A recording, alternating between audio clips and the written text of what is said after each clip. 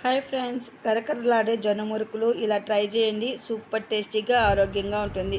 పిల్లలకి school start అయింది కదా, ఇలాగ స్నాక్స్ బాక్స్లో పెట్టిస్తే కరకరలాడే సూపర్ టేస్టీగా ఆరోగ్యంగా ఉండగలుగుతారండి. సూపర్ టేస్టీ జొన్న మురుకులు ఎలా చేయాలో ఇప్పుడు చూసేద్దామా. Let's go how to prepare జొన్న మురుకులు. కిచెన్లోకి వెళ్దామా. ఒక బౌల్ తీసుకొని ఒక 3 కప్పులు జొన్న పిండి తీసుకోండి. అలాగే 1.5 కప్పు బియ్యం పిండి తీసుకోండి. అందులోకి స్పైసీగా ఉండడానికి కారపొడైనా లేకపోతే మిరియాల పొడైనా వేసుకోండి. అలాగే 1 టేబుల్ స్పూన్ నిండా వాము ఇలాగా క్రష్ చేసుకుని వేసుకోండి. రుచి తగినంత సాల్ట్ కూడా వేసుకొని కలుపుకోవాలి. అలాగే వేడి ఆయిల్ అయినా లేకపోతే బటర్ అయినా వేసుకోండి. ఆయిల్ అయితే ఒక గరిట వేడిగా ఆయిల్ వేసుకోండి. మీకు స్పైసీ తగినంత కారపొడి వేసుకోండి. మీకు కారపొడి వద్దనుకుంటే మిరియాల పొడి కూడా వేసుకోండి. సూపర్ టేస్టీగా ఉంటుంది. వెరీ ఈజీగా సింపుల్గా చేసుకోవచ్చు. పిల్లలు కూడా ఇలా హెల్తీగా తింటే చాలా బాగుంటుంది కదా. మొత్తం ఇలాగ పిండి మొత్తం కలుపుకున్నాక 1 టేబుల్ స్పూన్ నిండా నువ్వులు అలాగే కొద్దిగా ఇంగువ కూడా వేసుకోండి. సూపర్ టేస్టీగా మంచి స్మెల్ వస్తుంది. నువ్వులు తెల్లవైనా వేసుకోవచ్చు, నల్లవైనా వేసుకోవచ్చు. వేసి కలుపుకోండి, సూపర్గా ఉంటుంది. ఇప్పుడు కొద్దిగా వేడి వాటర్ అంటే గోరువెచ్చగానే పర్వాలేదు, వేడిగా ఉన్న పర్వాలేదు, జాగ్రత్తగా కలుపుకొని ఇలాగ చపాతీ పిండి కన్నా కొంచెం సాఫ్ట్గా కలిపి పక్కన పెట్టి మూత పెట్టుకోండి. ఒక 5 నిమిషాలు పక్కకు వదిలేయండి.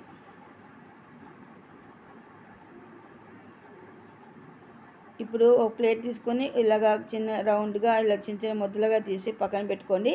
మనం మురుకులు చేసుకుంటాం మురుకుల తవలో కొద్దిగా ఆయిల్ వేసి అప్లై చేసుకోండి. మనం మురుకులు పిండుకోవడానికి కష్టం లేకుండా ఫ్రీగా పిండుకోవచ్చు.